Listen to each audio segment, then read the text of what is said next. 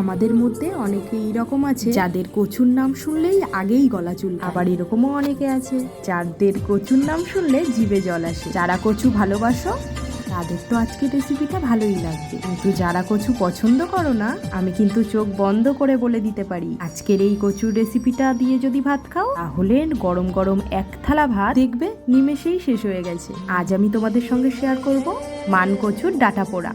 তোমরা তো দেখলেই আমি একটা মানকচুর ডাঁটা কেটেও নিয়ে এসেছি। ডাঁটাটা যেহেতু অনেক বড় ছিল তাই আমি 3 টুকরো করে নিয়েছি। এই রান্নাটা কিন্তু সবার লাস্টেই আমি তোমাদেরকে দেখাচ্ছি। সকাল থেকে আমাদের বাড়িতে অনেক রান্নাবান্না হয়েছে। উনুনের মধ্যে প্রথমে আমি একটা ডাঁটা দিয়ে দিয়েছি। ডাঁটাটা পোড়া হয়ে গেলে অপর সাইডটাও কিন্তু ভালো করে পুড়িয়ে নিয়েছি।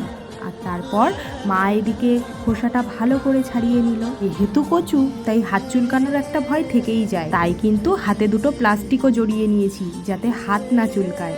মানকচুর ডাঁটা পোড়া করার জন্য মিক্সিতে দিয়ে দিলাম অনেকটা পেঁয়াজ, একটু গোলমরিচ, আদা, জিরে আর অনেকটা লঙ্কা। তোমরা চাইলে আস্ত গরম মশলাও দিতে পারো।